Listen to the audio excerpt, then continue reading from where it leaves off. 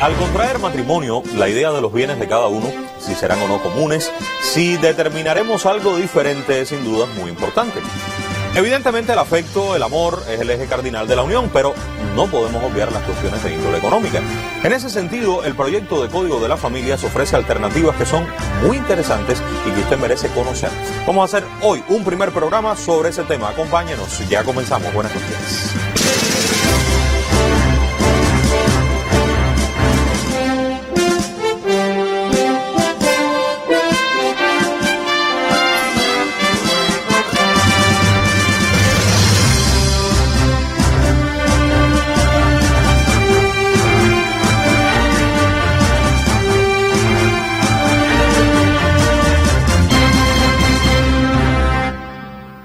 Me acompaña, como se hace habitual, cuando abordamos el proyecto de Código de las Familias, el doctor Leonardo Pérez Gallardo. Bienvenido, profesor, una vez más. Muy buenas noches. Buenas noches y muchas gracias, Humberto. Régimen económico del matrimonio. Aquí hemos hablado durante estos programas, pero hemos coqueteado con el asunto, pero no hemos ido a la esencia todavía. Hoy le propongo un primer programa sobre el tema. Primero, ¿cómo es hoy el régimen económico de los matrimonios en Cuba, profesor? Esto es un tema que la población siempre está muy interesada en saber. Hay un interés de la sociedad en sentido general de cuál es el régimen económico del matrimonio. Hoy en Cuba hay un solo régimen económico matrimonial, o sea, no es posible pactar el régimen económico, a diferencia de lo que preveía el Código Civil Español, que daba la oportunidad de lo que se llamaba anteriormente capitulaciones matrimoniales. O sea, hoy las personas cuando formalizan un matrimonio tienen solo la alternativa, que no es una alternativa, es una disposición prevista por la ley, de que todo lo que adquieran constante matrimonio a título oneroso forma parte de la comunidad matrimonial. O sea, solo hay un régimen comunidad matrimonial de bienes. Toda adquisición a título oneroso tiene el carácter de bienes comunes. ¿Por qué cambiarlo? Por muchas razones. Hay razones en el orden sociológico, hay razones en el orden jurídico, hay un clamor social que data ya desde hace más de 25 o 30 años, hay un cambio de mentalidad también en la población, en la cual, en primer orden, nada mejor que potenciar la autonomía privada, o sea, que sea la pareja la que decida cuál va a ser el régimen económico que más se adecua a su modelo familiar, a su proyecto de vida. Eso es importante, sí. Humberto. Segunda razón, se ha demostrado científicamente en Cuba, a partir de investigaciones de la sociología y sobre todo desde el derecho familiar, que la pareja, al final, aun cuando la ley, cuando la norma jurídica, el Código de Familia establezca un único régimen económico matrimonial, de una manera tácita, pactan un régimen de separación.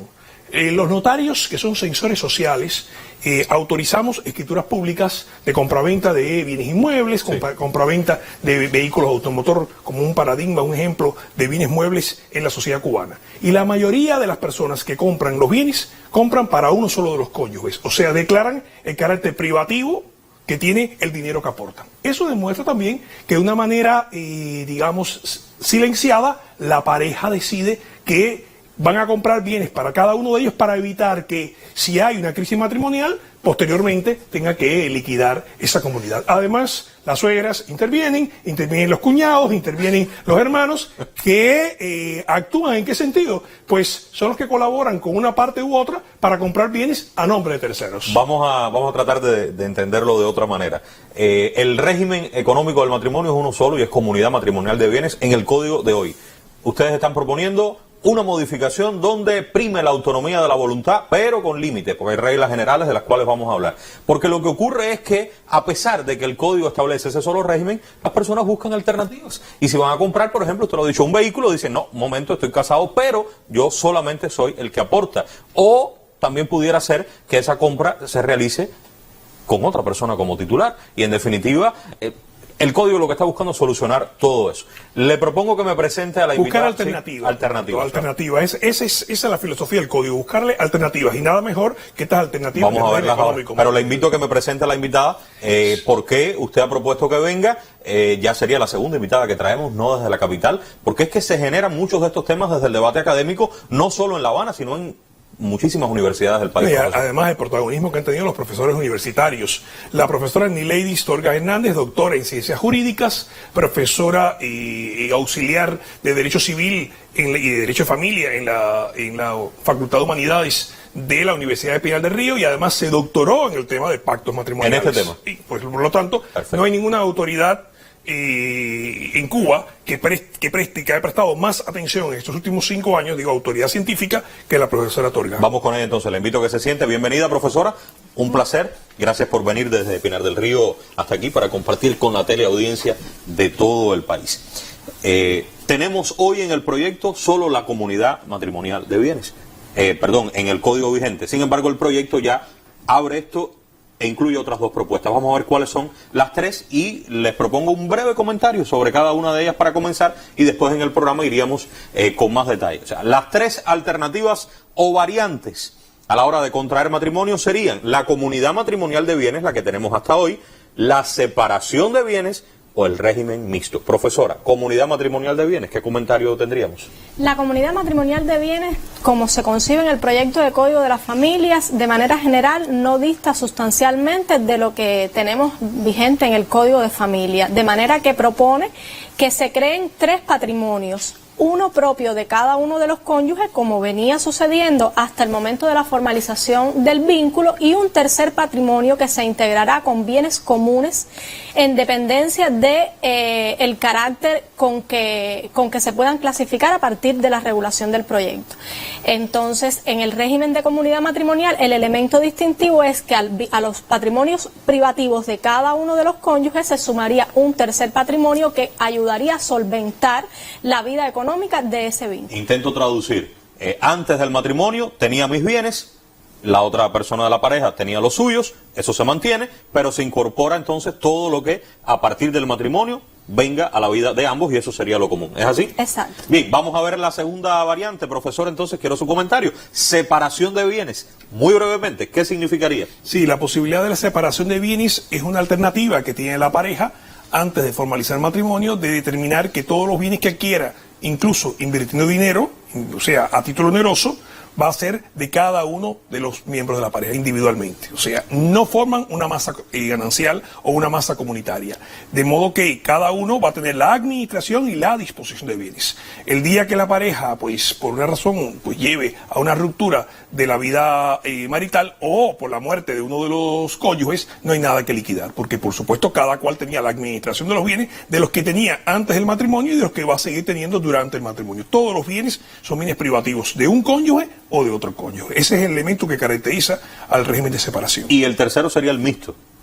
Profesor. El régimen económico mixto, como su nombre lo indica, propone una simbiosis entre los elementos del primero y del segundo de los regímenes que hemos explicado. Supone que determinados bienes conserven el carácter de propio y otros vayan a adquirir la condición de comunes. Digamos, pudiera la pareja establecer, en razón de sus pactos, que los bienes muebles van a tener la condición de propios, pero los bienes inmuebles o los automóviles, que por naturaleza son bienes costosos y que implican una inversión significativa, van a tener entonces el carácter de común. Entonces, en el propio vínculo matrimonial coexistirán elementos propios del régimen de comunidad y del régimen de separación. ¿Cuál es el mejor? ¿Cuál ustedes prefieren? Antes de dar la respuesta a cuál es el mejor, es importante que los televidentes sepan que para que estos regímenes económicos matrimoniales funcionen, deben inscribirse al margen del matrimonio en el registro del Estado Civil, porque la publicidad es un elemento de garantía de cara a los terceros, los acreedores, a las personas que concierten contratos o establezcan relaciones jurídicas obligatorias con cada uno de los cónyuges. Sí, le ibas a preguntar cómo funciona, claro, en qué momento, todo eso se lo voy a preguntar. Decir, Humberto, cuál es el mejor es inducir a la sociedad a decir, bueno, hay uno u otro. Eso depende, porque es el mejor para una pareja. O sea, una pareja, de acuerdo con el proyecto de vida que ha diseñado, y dentro de ese proyecto de vida, el proyecto de vida matrimonial, puede apostar por un régimen privativo, un régimen de separación o quizás un régimen mixto. Es difícil determinar porque, por supuesto, incide los perfiles profesionales que tiene, lo que quieren construir, si quieren construirlo en común, si es una pareja que el sentido filosófico de su vida es que sean totalmente independientes desde el punto de vista patrimonial. Ahora, aquí lo que sí me queda claro, yo quisiera la consideración de ustedes, es que todo esto funciona para las personas que contraigan matrimonio, no es para las uniones de hecho, porque si usted está diciendo que es requisito que se inscriba al margen de ese matrimonio, por tanto tiene que haber matrimonio. Si las personas no se casan, no estamos hablando nada, ¿es cierto? Sí, no significa que la autonomía privada no tenga su espacio en las uniones de hecho en relación con la economía de este tipo de familia. También hay manifestaciones de la autonomía privada que se pueden concretar a partir de determinados acuerdos que pueden organizar cuestiones de tipo económica, pero no son justamente los pactos matrimoniales que, como su nombre lo indican, se reservan para la institución del matrimonio y dan la opción de elegir entre estos tres regímenes que hemos mencionado. También hay autonomía privada en la unión de hecho, pero con otros matices. Tenemos que hablar de eso en algún momento, sí, no muy lejano, porque, miren, de hecho, la mayor parte de las parejas en Cuba no llegan al matrimonio. Estamos hablando de uniones de hecho. Quizás esta posibilidad que ofrece el proyecto sea una de las variables que conduzca, por supuesto, junto al afecto, que es lo más importante, el amor, a que más personas contraigan matrimonio en Cuba. ¿Qué sería común para cualquiera de las tres opciones? Para la comunidad matrimonial, para la separación o para el régimen mixto. Hay algunas reglas que aquí ustedes las pueden encontrar en el proyecto, que sí en cualquiera de las tres variables hay que tomar en cuenta. ¿Cuáles serían? Humberto, es importante explicar que la posibilidad de elegir el régimen económico del matrimonio responde al principio de autonomía privada y a su vez expresión del libre desarrollo de la personalidad. Hay un principio que establece el artículo 3 del proyecto de Código de Familia que supone el equilibrio de pesos y contrapesos entre la autonomía privada y el orden público familiar. O sea, hay límites de esa autonomía privada. Y uno de los límites de esa autonomía privada es un régimen primario que establece el proyecto de código, que se regula bajo la denominación disposiciones preliminares. O sea, hay determinadas reglas que cualquiera que sea el régimen económico que se pacte, no se pueden vulnerar. O sea, no puede haber en los pactos matrimoniales reglas que busquen o que tengan como consecuencia pues vulnerar o conculcar la dignidad de la persona, o que suponga la sujeción de un cónyuge con respecto a otro, o por ejemplo un pacto que suponga la renuncia al derecho a divorciarse, lo cual puede estar en el fuero interno de la pareja, pero no es posible que las partes pacten que van a renunciar anticipadamente al derecho a divorciarse. Y de igual manera hay una regla muy interesante que se introduce por primera vez en el derecho familiar cubano, que es que se establece el concepto de vivienda de residencia familiar. Aunque la vivienda sea propiedad exclusiva de uno de los cónyuges, pues allí se estableció la residencia de la familia que ellos constituyeron. Y si ese cónyuge pretende vender el inmueble, pues en la escritura de compra-venta tiene que expresar su voluntad, su aquiescencia, el otro cónyuge. Cuando se trate de otro cónyuge que está en una situación de vulnerabilidad, que tiene un niño o una niña en edad, pues que es una niña o que es un adolescente, sí, o que está en una situación de discapacidad, o el cónyuge está en una situación de discapacidad. En todos esos casos, Humberto, en la escritura va a quedar expresado, esto no es posible en la actualidad, ese consentimiento. Y algunas personas, algunos juristas han dicho, bueno, pero esto es un límite a la libre disposición. No es un límite como tal a la libre disposición. Sí es un límite, pero es un límite que obedece al orden público familiar. Hoy la Ley General de la Vivienda establece que usted puede vender el inmueble, pero si como consecuencia de esa compraventa deja en un estado de desprotección a su hijo menor de edad o a su esposa, este podrá interesar la nulidad del acto jurídico. Lo que estamos evitando es llegar ahí que, no ocurra, que se establezca, claro, o que puede incluso tener éxito una acción de nulidad, perjudicando además al comprador, que no tiene por qué saber el estatuto familiar del vendedor. No, y nos vamos a evitar muchísimas cuestiones desagradables y va a ser con antelación, vamos a decir.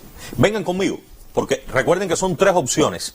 Quiero preguntarle a los profesores algunas ideas generales de cada una de ellas. La primera sería, recuerden, este es el código de las posibilidades, de las variantes, es el código de los afectos, es el código del amor. Y si se trata de régimen económico del matrimonio, recuerdo que serían tres las posibilidades. En comunidad matrimonial de bienes, en lo que tenemos hoy, y ha dicho la profesora que viene desde la Universidad de Pinar del Río, y ha dicho el profesor que es toda una autoridad en la materia, que se mantienen las mismas ideas en el proyecto de código, las que están en el código vigente, en torno a la comunidad matrimonial de bienes. No obstante, pregunto, ¿por qué se asume cuando no existan otras opciones que la pareja asume que es la comunidad matrimonial de bienes? Lo digo de otra manera. Si usted no declara esto cuando contraiga nupcias, si usted no aclara que quiere separación de bienes o que quiere el régimen mixto, se presumirá que usted asumió la comunidad matrimonial. ¿Por qué, profesora? Bueno, en primer lugar, desde la propia definición que ofrece el proyecto de Código de Familia con respecto al matrimonio, se deja sentado que esto es una comunidad de afectos en el que dos personas tienen un proyecto de vida en común. Quiere decir que se resalta desde esa propia definición la comunidad en el orden espiritual, en el orden afectivo. Por tanto, consideramos que sea lógico llevar esa comunidad también a la materia patrimonial, es decir, extender lo afectivo a lo económico. Pero hay otra razón también que tiene un trasfondo, pudiéramos decir, social. El régimen de comunidad matrimonial de bienes nos ha acompañado desde la aprobación del Código de Familia de 1975, que está vigente. Por tanto, consideramos que está enraizado en la cultura popular, que goza de determinada aceptación y conocimiento por parte de la sociedad cubana, y parece también razonable que se mantenga como aquel más próximo a la pareja en caso de que declinen en favor del legislador. ¿Cuáles serían los bienes comunes? ¿Cuáles serían los propios, los de cada uno? Los bienes comunes aparecen taxativamente numerados en el artículo 223. 223, ahí están. Exacto, y en este sentido hay que reconocer que el proyecto de Código de Familia es mucho más explícito que el Código de Familia vigente.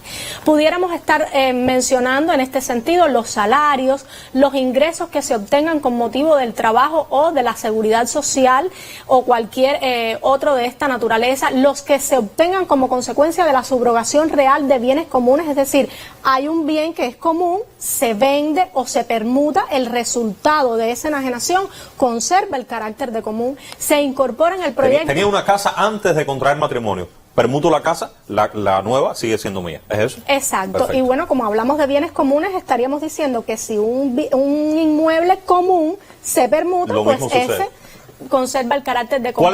¿Cuáles serían entonces los propios? Dentro de los bienes propios pudiéramos estar mencionando aquellos que son de los cónyuges antes de la formalización del matrimonio, por regla general, pero además aquellos que se obtengan como consecuencia de liberalidades, digamos de donaciones que se efectúen a uno solo de ellos o que se reciban por concepto de herencia, también tienen el carácter de propios. Y por último, profesor, he oído decir, en la comunidad matrimonial todo es de los dos, excepto si tú demuestras lo contrario. Claro.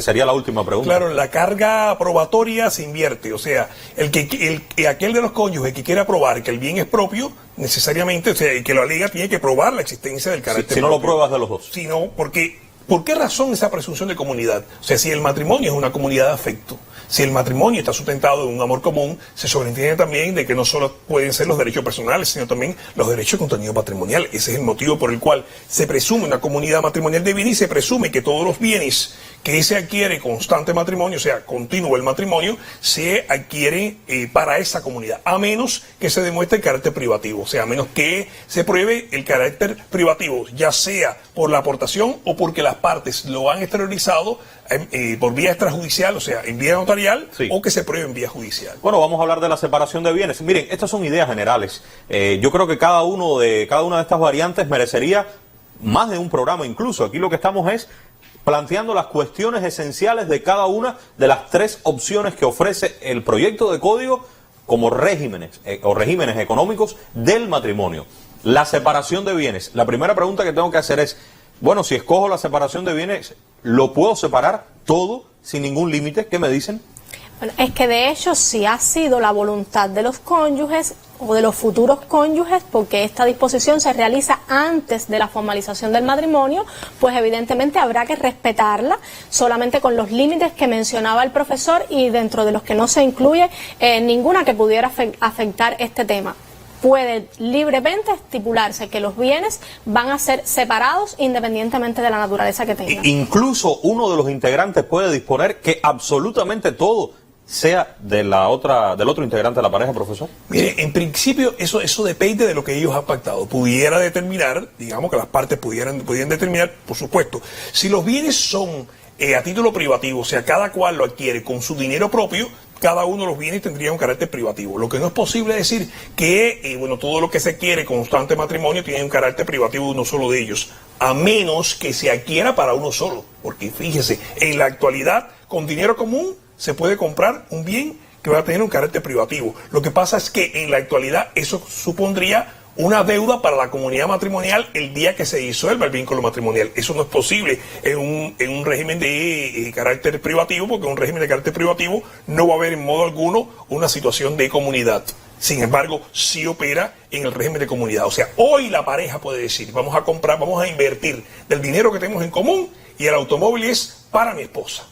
Claro, esto supone que la esposa, el día que se produzca una crisis matrimonial, un divorcio, queda latente una deuda que ella tiene con la comunidad matrimonial de bienes. Eso es hoy así. Hoy. Pero en este supuesto no, porque no. En este supuesto, pues estamos hablando de un régimen de separación absoluta. Por lo tanto, aunque el dinero venga de ambos, si se decide que es para uno de los dos, en separación de bienes. Lo que pudiera darse ahí, o implícitamente, es un acto de liberalidad, porque por supuesto, si el dinero de ambos y uno de los miembros de la pareja quiere que los bienes aparezcan a nombre del otro, por supuesto hay un acto de liberalidad, porque ahí no se trata de deudas de la comunidad matrimonial de bienes.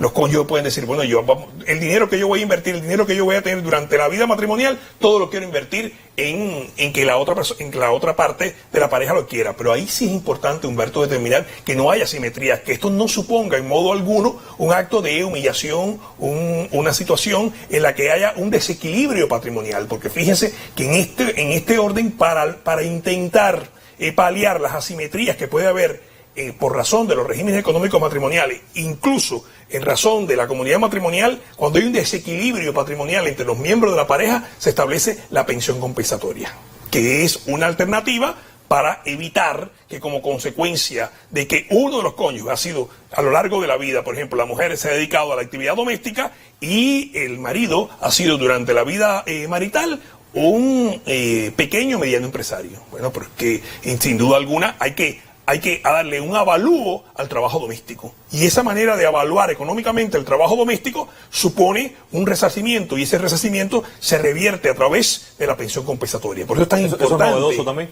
Sí, porque el vigente Código de Familia establece la obligación de dar alimento, pero no las pensiones compensatorias. Y se ha demostrado, sin duda alguna, esas asimetrías que se den en el derecho patrimonial de familia. Este es otro tema que merecería un comentario aparte. ¿Me dijo que se llama? Asimetrías. No, pensiones. La pensión compensatoria. Pensión compensatoria. No lo olvide, porque vamos a regresar con ese tema. Profesora, y si nosotros en el momento del matrimonio decidimos separación de bienes y después, la cosa va diferente y ya no queremos separación de bienes, podemos cambiar y pasar a comunidad matrimonial o a un régimen mixto. ¿Se pueden hacer modificaciones después del matrimonio? Sí, una de las opciones que da el proyecto de Código de Familia es la posibilidad de modificar o incluso sustituir completamente el régimen económico del matrimonio que se pactó antes de la formalización o que comenzó de manera legal y supletoria a funcionar, que sería el de comunidad matrimonial de bienes. Solamente resaltar que esto tiene determinadas limitaciones, pues esa modificación o sustitución solo pudiese realizarse después de un año de vigencia del régimen que existía una vez que se formalizó pero no el se puede vínculo. cambiar cada un mes o cada 15 Se puede días. cambiar tantas veces como la pareja lo desee, pero luego de haber transcurrido un año de vigencia del régimen primero que se pactó. Humberto, es importante apuntar, a raíz de lo que dice la profesora Torga, que ese plazo es un plazo que se ha fijado convencionalmente, o sea, no hay científicamente demostrado que lo idóneo es un año o año y medio. Lo que sí es científicamente demostrable y sustentable es que no puedes cambiar continuamente el régimen económico matrimonial de manera tal que una semana tengas uno, una semana tenga otro, porque eso es importante de cara a acreedores y deudores. O sea, téngase en cuenta que el patrimonio de ese matrimonio, de esa pareja, pues será sustento de relaciones crediticias, y esos acreedores precisamente en el registro del Estado Civil tienen una prueba de que han concertado un contrato con personas que tienen un régimen de comunidad o un régimen de separación. Entonces, a los efectos de darle estabilidad y seguridad jurídica a los créditos y a las relaciones jurídicas obligatorias, por lo tanto se establece ese plazo prudencial para sustituir o modificar. Nos queda la opción 3, que sería el régimen mixto.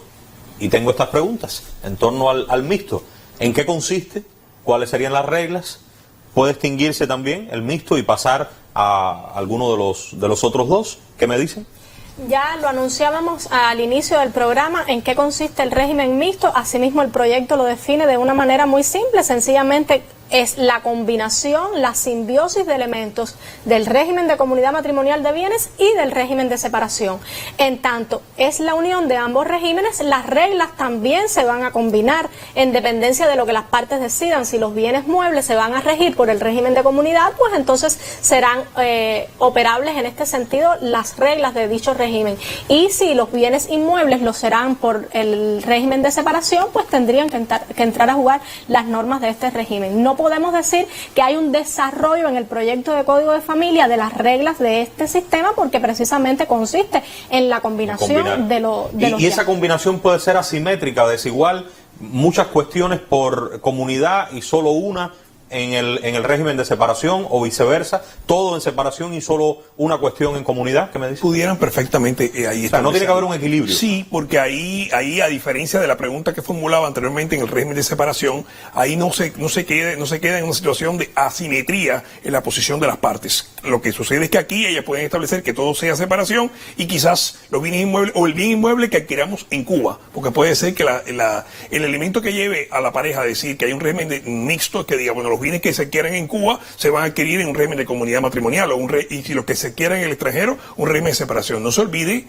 que la familia transnacional es muy importante y que hay muchos matrimonios constituidos en Cuba de personas de distintas nacionalidades, y el régimen mixto puede ser muy útil en los matrimonios transnacionales. Sí, claro, para que, por ejemplo, las leyes de un país sean para determinadas cuestiones y las de otro para otras. Cuando conversábamos en esta semana para organizar el programa, teníamos claro que de todo lo que hay que decir de este tema íbamos a poder realmente ocupar muy poco contenido en media hora, y es lo que ha pasado. Nos hemos quedado prácticamente con todo por decir. Esto implica dos cosas. Uno, que usted puede escribir, enviar sus opiniones para un segundo programa sobre este tema.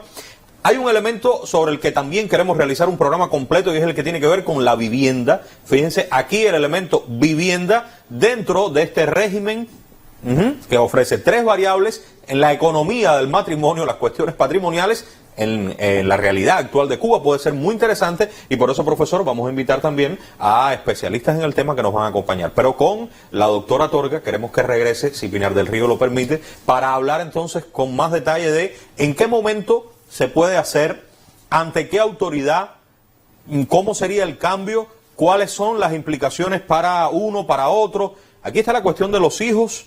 También tiene impacto el patrimonio en los hijos. Fíjense cómo parece que se ha dicho todo, pero queda muchísimo. Les invito para otro programa, si están de acuerdo los dos. Solo quería decir que Shakespeare pone en boca de Hamlet una frase que es muy importante, que dice que tan importante o tan significativo es el matrimonio como el patrimonio que sustenta las bases de ese matrimonio. O sea, Hamlet también se preocupó por establecer un régimen económico del matrimonio. Gracias a los dos por haber estado con nosotros, y repito, queda mucho por decir sobre este tema. Fíjense cómo en la medida que estudiamos el proyecto aparecen más y más cuestiones interesantes y que apuntan a la voluntad de este proyecto de parecerse a la sociedad que somos en el día de hoy y resolver muchísimas cuestiones que tienen que ver con su vida, con la nuestra, y que en definitiva la protección a esos derechos y garantías contenidos en la Constitución que aprobamos todos allá por el año 2019 sea real, se materialice, sea concreta en nuestra vida. Un abrazo a los dos, les espero muy pronto.